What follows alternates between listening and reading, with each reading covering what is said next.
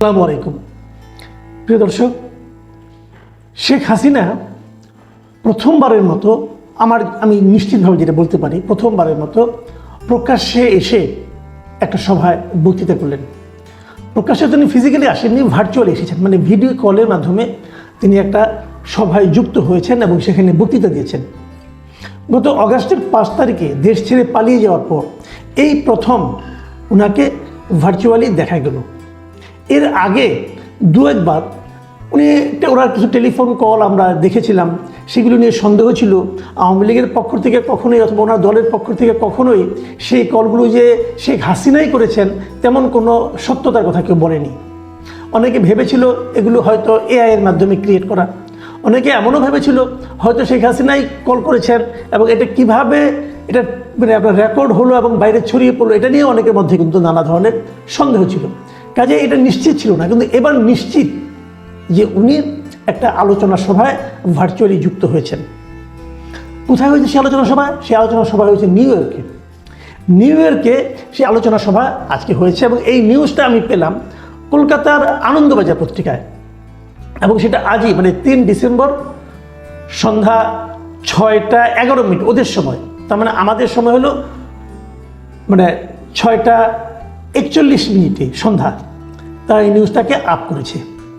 এবং সেই নিউজটাতে বলা হয়েছে যে জিনিসটা সেটা হলো যে ওইখানে ওই ভার্চুয়ালি যুক্ত হয়ে তিনি ডক্টর ইউনূসের বিরুদ্ধে অভিযোগ করেছেন এবং তিনি বলেছেন যে এখন যে এই যে আপনার সংখ্যালঘু নিয়ে যে বিতর্ক চলছে, এই সংখ্যালঘু এই আলোচনাটাকে শেখ হাসিনা সরাসরি গণহত্যা হিসেবে অভিযোগ করেছেন এবং উনি বলেছেন ইউনূসের পরিকল্পনাতে গণহত্যা চলছে বাংলাদেশে, মানে ইউনূসের পরিকল্পনায় বাংলাদেশে এই মুহূর্তে গণহত্যা চলছে, এই অভিযোগটা উনি করেছেন। নিউ ইয়র্কের ওই সভায় উনি আরও অনেক কথা বলেছেন, সেই কথাগুলো নিয়ে আমরা একটা একটা করে কথা বলবো। উনি কী বলেছেন এবং কী ব্যাখ্যা দিয়েছেন, সেখানে উনি কীভাবে আন্দোলনটা হয়েছিল এই আন্দোলনটাকে একভাবে ব্যাখ্যা করেছেন, উনি কেন দেশ ছেড়ে চলে গেলেন সেটাকে উনি ব্যাখ্যা করেছেন। সেই বিষয়গুলো আমরা দেখব। নিউ ইয়র্কের সভায় উনি যে কথাগুলি বলেছেন, তিনি বলেছেন যে আজ আমার বিরুদ্ধে গণহত্যার অভিযোগ আনা হয়েছে, কিন্তু বাস্তবে মোহাম্মদ ইউনূসই ছাত্র সমন্বয়কদের নিয়ে একটি সুনিপুণ পরিকল্পনার মাধ্যমে গণহত্যায় লিপ্ত হয়েছেন, তারাই মাস্টার মাইন্ড। তারপরে এই ঘটনার সঙ্গে উনি তারেক রহমানকেও জড়িত করেছেন। তারেক রহমান তো লন্ডনে আছেন, বাংলাদেশ থেকে নাই, উনি তো অনেক আগে থেকে লন্ডনে আছেন। তারেক রহমানকে উনি কিন্তু অভিযুক্ত করেছেন। তিনি বলেছেন তারেক রহমান সম্বন্ধে যে তারেক রহমান লন্ডন থেকে বলেছেন যে যদি মৃত্যু চলতেই থাকে তাহলে সরকার টিকে থাকবে না। মানে উনি বলতে চাচ্ছেন যে যখন নাকি জুলাইয়ে আগস্টে যে হত্যাগুলি হচ্ছিল, যে মৃত্যুগুলি হচ্ছিল, সাধারণ মানুষ যে মারা যাচ্ছিল, এটাকে নাকি তারেক রহমান বলেছেন যদি এই ধরনের মৃত্যু অব্যাহত থাকে তাহলে সরকার টিকবে না। তার মানে এই ধরনের মৃত্যুকে অব্যাহত রাখার জন্য তারেক রহমান প্ররোচনা দিয়েছেন বলে শেখ হাসিনা তার এই ভার্চুয়াল মিটিংয়ে উল্লেখ করলেন। এবং তিনি আরও বলেছেন যদি কেন উনি দিল্লি চলে গেলেন তারও উনি কিন্তু একটা ব্যাখ্যা দিয়েছেন। সেই ব্যাখ্যাটা উপলক্ষে উনি বলেছেন যে আমি গণহত্যা চাইনি, আমি যদি ক্ষমতায় আঁকড়ে থাকতে চাইতাম তাহলে গণহত্যা হতো। যখন নির্বিচারে মানুষের মৃত্যু হচ্ছে তখন আমি সিদ্ধান্ত নিয়েছিলাম যে আমার চলে যাওয়া উচিত। তার মানে উনি বলতে চাচ্ছেন যে উনি আরও থাকলে আরও হত্যা হতো। তার মানে যে হত্যাগুলি হয়েছে সেটা তো আলটিমেটলি ওনার কারণেই হলো, কারণ উনি এতদিন ধরে ছিলেন বলেই তো হত্যাগুলি হচ্ছে।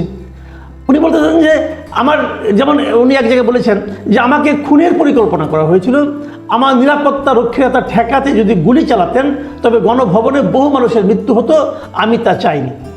আসলে উনি তা চাননি নাকি সেনাবাহিনী তা চায়নি, এটা কিন্তু দ্বিধা আছে, এটা নিয়ে কিন্তু নানা বিতর্ক আছে। কারণ এর মধ্যে আমরা বিভিন্ন সোর্স থেকে যে তথ্যগুলি পেয়েছি যে উনি আদেশ দিয়েছিলেন ঠিকই, কিন্তু সেনাবাহিনী ওনার আদেশটা মান্য করতে রাজি হন নাই।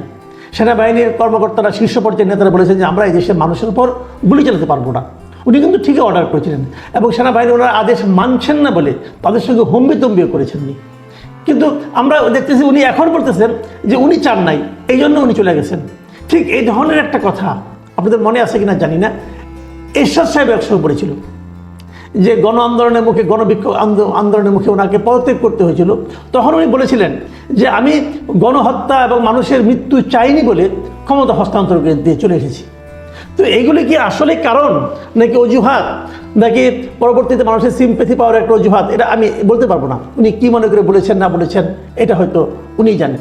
কিন্তু আমার এখানে অন্য একটা প্রশ্ন এখানে এরকম যে এই যে উনি ভার্চুয়াল মিটিংটাতে যুক্ত হলেন, যুক্তরাষ্ট্রে যে মিটিংটার আয়োজন করা হয়েছিল, সেই মিটিংটা কোথা থেকে যুক্ত হয়েছিলেন?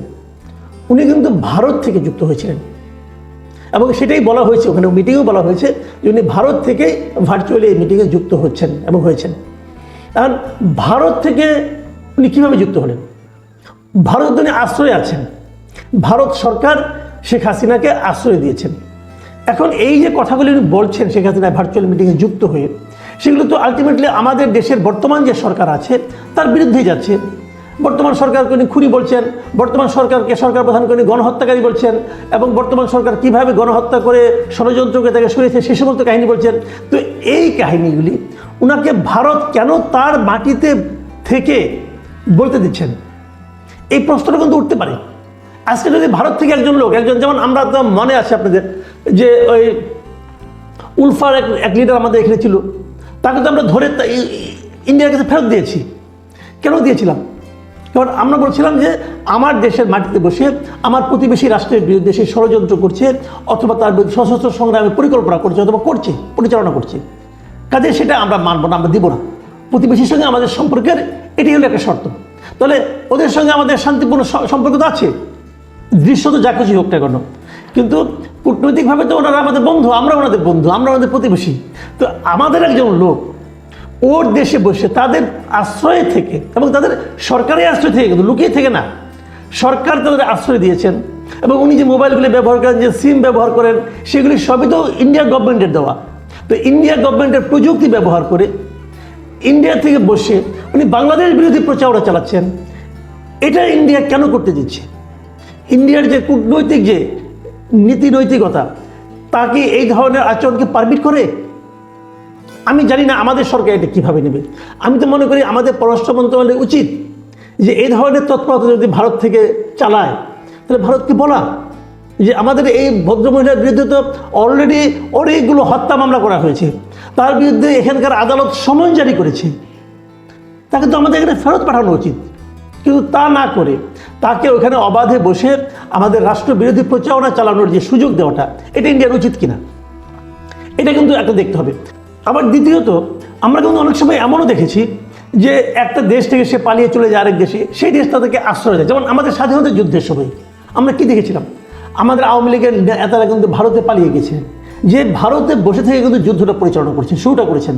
তারপরে তারা কিছু সময় ভারতে থেকেছেন, কিছু সময় বাংলাদেশে এসেছেন, আবার যুদ্ধ করেছেন, আবার গেছেন। তো এগুলো যে চলছিল, সেটাকে আমরা বলছিলাম একটা বিপ্লবী সরকার। তাহলে কি শেখ হাসিনাও ভারতে বসে আমাদের এই সরকারের বিরুদ্ধে আন্দোলন করার জন্য প্রিপারেশন নিচ্ছেন? হতে পারে এটাও, আমি জানি না কোনটা আসলে হচ্ছে।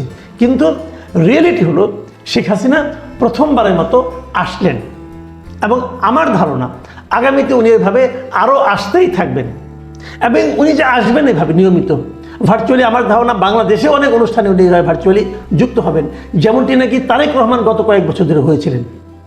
যদি সেরকম কিছু হয়, সেটা কি আওয়ামী লীগের জন্য ভালো হবে, আওয়ামী লীগের জন্য খারাপ হবে, অথবা আমাদের দেশের রাজনীতির যে স্থিতিশীলতা তার জন্য ভালো হবে? আগামী নির্বাচনের আগে কি আমরা শেখ হাসিনাকে আরও বেশি অ্যাক্টিভ দেখতে পারবো ভার্চুয়ালি? এই সমস্ত বিষয় কিন্তু সামনের দিনগুলিতে আলোচনায় আসবে। প্রিয় দর্শক, প্রসঙ্গগুলো মাথায় রাখুন, পরে না হয় মিলিয়ে নেওয়া যাবে। আপাতত এ পর্যন্তই। আল্লাহ হাফিজ।